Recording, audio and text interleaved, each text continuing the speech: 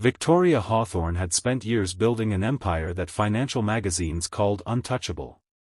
Her company controlled luxury hotels, shipping lines, technology firms, and investment groups across 3 continents. Newspapers followed every business move she made, photographers waited outside every charity event, and television hosts described her as one of the most powerful women in America. Yet every evening, when the gates of Hawthorne Manor closed behind her limousine, none of that power mattered. Because inside the mansion waited 2 silent children she could no longer reach. Emma and Ethan Hawthorne were identical twins, 7 years old, with bright gray eyes that seemed to notice everything.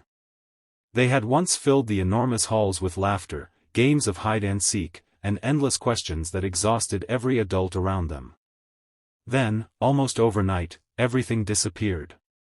3 years earlier, their father, billionaire entrepreneur Richard Hawthorne, died in what investigators ruled a tragic helicopter accident during a business trip.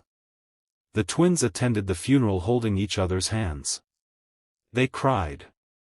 They hugged their mother. Then, a week later, they stopped speaking. Not gradually. Completely. Doctors confirmed they could hear perfectly. Their vocal cords were healthy. They whispered to each other late at night when they believed no one was listening, but in front of everyone else, silence became their shield.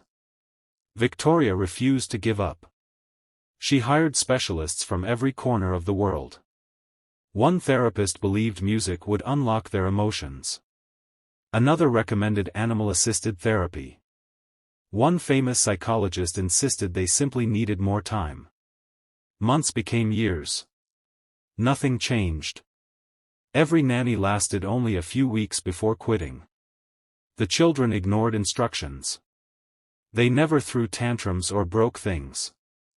Instead, they watched. Always watching. Every new face entering the mansion received the same silent inspection, as though Emma and Ethan were trying to decide whether the person was safe. Victoria buried herself in work because work was the only place she still knew how to solve problems. Board meetings obeyed logic. Business negotiations followed numbers. Children's broken hearts did not. One rainy Tuesday afternoon, her assistant interrupted an important video conference. "I'm sorry to interrupt, ma'am." Victoria muted the meeting. "What is it?" "The academy called. Their transportation system has broken down. The buses are delayed because of an accident on the highway. I'll send another vehicle. They've already arranged temporary transportation." Victoria sighed. "Fine." She returned to the meeting, assuming the inconvenience would be forgotten by dinner. She had no idea that a stranger had just entered her children's lives. Daniel Brooks wasn't supposed to be anywhere near Hawthorne Academy that day. His regular route served another school across town. But when dispatch asked whether anyone could help transport stranded students, he volunteered without hesitation. Helping people had become second nature long before he ever wore a military uniform. At 42, Daniel looked more like a high school football coach than a man with one of the military's most decorated service records. His broad shoulders filled the driver's seat of the yellow bus. Faint scars crossed his hands. His calm blue eyes constantly scanned mirrors, intersections, and rooftops without appearing nervous. Most people assumed years of driving had made him observant. The truth was different. Long before becoming a bus driver, Daniel had spent 12 years as a Navy SEAL leading hostage rescue missions across hostile territories where overlooking one tiny detail could cost innocent lives. Only a handful of people knew his past. After losing his wife, Sarah, to cancer 5 years earlier, Daniel quietly retired from military life. He wanted one thing: to raise his 9-year-old daughter Lily somewhere peaceful. Driving a school bus wasn't glamorous. It didn't pay much. But every afternoon he could greet Lily after school, help with homework, cook dinner, and tuck her into bed. That mattered more than medals locked away in a drawer. As Daniel arrived at Hawthorne Academy, teachers rushed through the rain trying to organize dozens of impatient students. Children complained. Parents called repeatedly. Staff members argued over schedules. Chaos. Daniel didn't join it. He simply parked the bus and began helping younger students climb aboard. His movements were calm, measured, efficient. Then he noticed two children standing alone beneath a covered walkway. Everyone else seemed loud. They were perfectly still. Emma and Ethan weren't watching the rain. They were watching people. Their eyes moved carefully from teacher to security guard to bus driver, studying every expression. Daniel recognized that look instantly.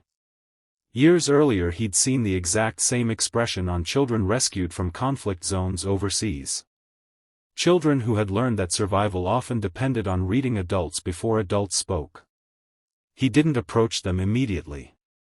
He finished helping every other student first. Only then did he quietly walk toward the twins. Instead of speaking, he stopped several feet away and crouched to their eye level. He kept both hands visible. No sudden movements. No forced smile. Just patience. Nearly a full minute passed. Most adults would have filled the silence with questions. Daniel knew better. Finally, he reached into his jacket pocket and removed a tiny wooden compass attached to his keychain. It was old, scratched, and clearly carried for years. He gently placed it on the ground between them. Then he stepped back. Emma glanced at Ethan. Ethan slowly bent down and picked it up. The little compass needle spun before pointing north. Daniel nodded once. Still saying nothing. For the first time in years, the twins voluntarily walked towards someone they had never met. At that exact moment, Victoria's black limousine pulled into the academy entrance. She stepped out holding an umbrella, expecting the usual sight of her children standing alone. Instead, both Emma and Ethan were quietly standing beside an ordinary school bus driver. Not frightened. Not hiding. Simply, comfortable. Victoria stopped walking. For months, her children wouldn't allow relatives to come close enough for a hug. Now they had chosen to stand beside a complete stranger. Something impossible had just happened. Victoria stood frozen in the rain, unable to understand what she was seeing. Her twins had built invisible walls around themselves for 3 long years. Therapists had spent thousands of hours trying to earn even a small smile. Family members had accepted that silence had become permanent. Yet within minutes, an ordinary school bus driver had accomplished what no expert could. When Daniel noticed Victoria approaching, he gave Ethan a small nod. The boy carefully placed the wooden compass back into Daniel's hand before taking his sister's hand. The twins walked to their mother without a word, but for the first time in years, there wasn't fear in their eyes. There was curiosity. That evening, Victoria couldn't stop thinking about the encounter. She ordered a complete background investigation on Daniel Brooks. By the next morning, the report sat on her desk. Decorated Navy SEAL. Multiple combat deployments. Hostage rescue specialist. Silver Star. Bronze Star with Valor. Several commendations remained classified. After retiring, he disappeared from public life, working quietly as a school bus driver while raising his daughter alone after his wife's death from cancer.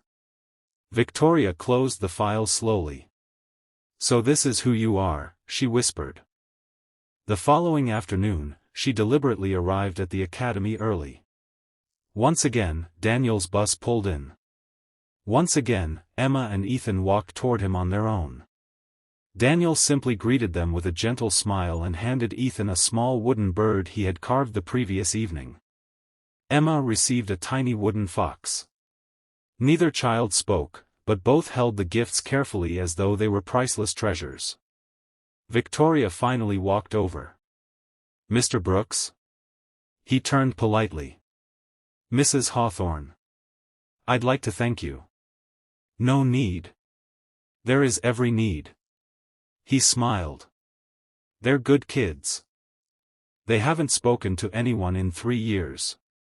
Daniel remained quiet for a moment. They don't need someone to make them talk. What do they need? They need someone who makes silence feel safe. Those words stayed with Victoria. A week later, she invited Daniel to Hawthorne Manor for dinner. He accepted only after arranging for his daughter Lily to come as well. The moment Lily entered the mansion, something remarkable happened. Emma quietly offered her favorite coloring pencils. Ethan rolled a toy train toward Lily. Within minutes, the 3 children were sitting together on the living room floor drawing pictures. Still mostly silent. But peaceful. While they played, Daniel noticed something unusual. The mansion had military-grade security. Reinforced windows. Hidden cameras. Motion sensors. Emergency exits. It looked less like a luxurious home and more like a fortress. He looked at Victoria. "Your husband expected trouble." She looked surprised. "How did you know?" "People don't build homes like this without a reason." Victoria hesitated before unlocking a cabinet and removing a sealed envelope. "My husband told me to open this only if I ever found someone I completely trusted." She finally broke the seal. Inside were handwritten notes, financial records, and encrypted storage keys. Richard Hawthorne had uncovered a massive fraud operation involving several trusted executives who had secretly stolen billions from the company over many years. He feared someone inside his own organization wanted him dead. Daniel quietly reviewed the documents. This wasn't just corruption.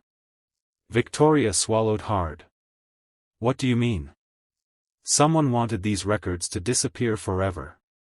The case was immediately handed to federal investigators. Over the following months, hidden bank accounts were uncovered. Fake companies collapsed. Several executives were arrested.